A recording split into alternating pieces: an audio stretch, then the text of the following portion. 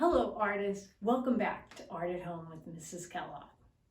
Well, believe it or not, it's December already. And you know what that means. Yes, winter is fast approaching. And December 21st is the first day of winter. And because I grew up in New York, when I think of winter, I think of snow and I think of snow people. So let's have fun today and create some fun snow people. Now, meet me over at my workspace and I'm going to tell you more about the lesson and the materials you will need. As I said before, for our project today, we're going to create snow people. So this is an example of a snow person that I created. So as you can tell, we are going to use that really important element of art, shape, a lot in this lesson. Now let me tell you the materials you will need to create your snow person. So you're going to need a piece of paper from your art pad. And if you want to use other paper, that's fine. Just make sure it's thick enough to put watercolor on top of. And that means, yes, you are going to be using your watercolor set, your brush from your art kit, and I always recommend using a paper towel, and you're going to need a cup filled with water. Now we're going to start drawing our snow people, so we want to make sure that you have a pencil with an eraser. I always like to have more than one. I am going to outline my shapes with a fine tip black Sharpie marker. It's permanent, so that means if I put water on top of it or watercolor, it's not going to run. If you use a regular marker, your black marker lines might run when you put the watercolor on top. So if you don't have a permanent marker, you can use the black oil pastel from your oil pastel set. And we are also going to use some colors from that oil pastel set as well. Now, if you don't have a permanent black Sharpie marker or oil pastels, you can always use crayons. Another thing you don't want to forget about is to put down your art mat or newspaper on your workspace area. Now would be a great time for you to pause the video, gather your materials, set up your workplace, and meet me back here and we'll start creating snow people. Did you get your materials? Great. As I said before, we're going to really focus on shape. So, as you can tell, we're going to use like a half oval or half circle. And I'm going to start at the bottom and work my way up because the shape that's closest to me, I want the biggest. And then I'm going to go to a medium shape, and then I'm going to go to my small shape. And that's going to make it look like I am a little mouse on the ground looking up at my snow person. So, and that in art, we call that perspective. So my perspective is that I'm going to be looking up at my snow person. Now, let's get started. I'm going to start with pencil first, and I am going to think either a half circle or half oval. And I'm going to go probably about right about here. So that's almost like a whole finger away from my pencil there. And I'm just going to sketch, which means I'm going to draw really light. But I'm going to make the biggest half circle, or think of it as a giant rainbow line that goes off the page. Ooh, that's a big one. That's a good one. So you want it nice and big. So this shape is big, and then we're going to go medium, and then we're going to go small. So now my next shape is going to go about here. And remember, you're the artist, so just kind of look at it, and you may need to erase and change it. I do that a lot. Okay, and then I'm going to come up here. Okay, so now I have my one, think of it as one giant round snowball here, a second one, and now I'm going to place that little head at the top.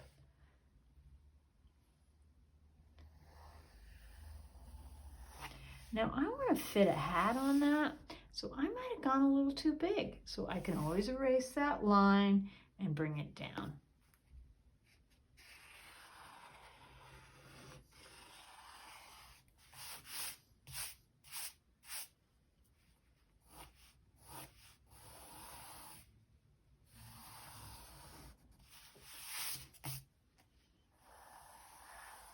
And I do this, I want to show you it's okay to change a line.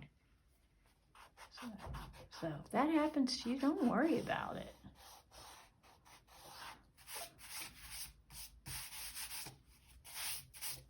Okay, now I'm going to have fun putting the buttons on. This one's going to be my biggest button. Then I'm going to go to a medium button, a smaller button, and then I'm going to go to... And remember, when you're drawing the button shapes, they can be any shape you want. So I use circles, but you could use hearts or rectangles, whatever you'd like. Okay, now I'm going to add some detail into my buttons.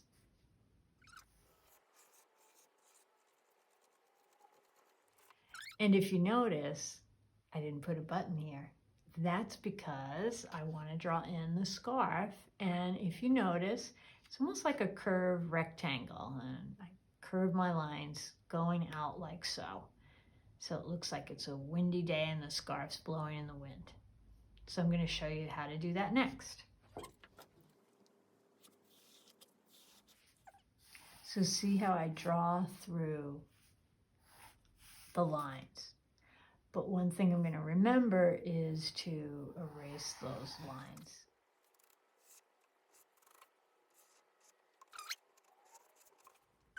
And I look at it, and I want to put this just a touch higher and see what that looks like. So it's okay, again, to draw lines over lines. It's not a mistake. Don't ever think of, if you look at something and you want to change it, that's not a mistake. That's just the way artists work. They have to draw it first, look at it, and then they decide whether they need to change it or not. Okay, so now I'm going to put some stripes in.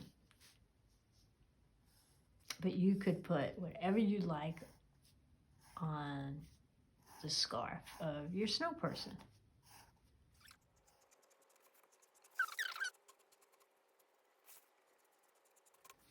Okay, now it's time to draw the face.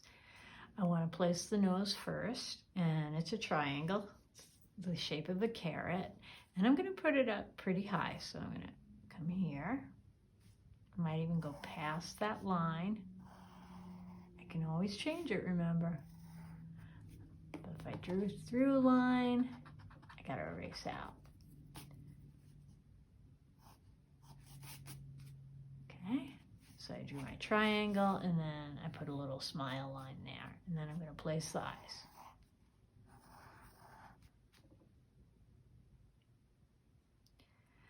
Then my next step is putting in circles. Those are going to be the buttons, or you can think of it as coal for the mouth.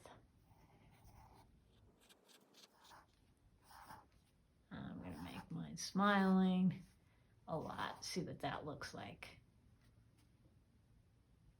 Okay. Now it's time for the hat. The hat shape, it can be any kind of hat shape you'd like. So it could be a rectangle, it could be half an oval. You could have the hat coming off to the side. So you're the artist, you design it the way you would like.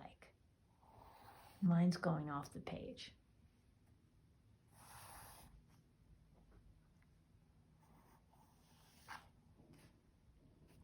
And then I'm going to put earmuffs, or you could even wear, they have headphones on. So however you decide to design your snow person. I could even put long hair on my snow person if I like. But again, you know, I'm thinking shape. So if you just want to make this long flowing hair, just think of big triangle shapes for that. Now, I don't want to forget my snow person's arm. So I'm just going to put a hole. That's where I'm going to place it. And you decide the direction you would like it to point in. I'm going to have mine go like so. And then I just add an extra line to shape it up. Okay, so now my next step is I'm going to trace all my shapes. Tracing, did you finish drawing and tracing your snow person? Great. Well, as you can see, I've already started adding some color. Now, the other thing I did was I added some white oil pastel into the body, and especially around the edges, because I know oil and water don't mix. So when I put the watercolor on the edges next to my snow person, the paint won't enter in. It acts like a little wall there. So if you'd like to do that, you can do that. Now remember, the other thing is, if you don't want to use the oil pastel or crayons, you don't have to. You can just use watercolor. And I also, can you tell? I also made little snowflakes using my oil pastel, and you can also do this with a white crayon, and it creates a resist. So that's kind of fun to do as well. So now I'm going to finish my snow person. But before I do, just a couple of things I want to remind you of. When you're painting with your paintbrush, just remember you only want to use the tip. And I always think of my paper, or when I go into the paint, like I'm petting a kitten or a puppy. So I don't want to dig and scoop into the paint, and I don't want to scrub my paper. And whenever I go to a new color using any kind of paint, I want to wash off my brush and make sure it's nice and clean. So I stick my brush in the water, and then sometimes I use the paper towel to make sure it's clean. And I always want to make sure, if I'm working with watercolor, that I am using plenty of water. You're going to need lots of water to get that paint moving. If you don't use the water, the paint won't move. Okay, so for example, just going to add that in. And again, I use that oil pastel. You can see that. But remember, one thing I want to remind you is that if you want to put the snowflakes in, you want to put the snowflakes in with the oil pastel or the white crayon first. Then you put the paint on top. Well, that's our lesson on creating snow people and having some fun painting. So I hope you enjoyed the lesson, and I want you to always remember, when you're creating art, to relax, have lots of fun, and keep creating.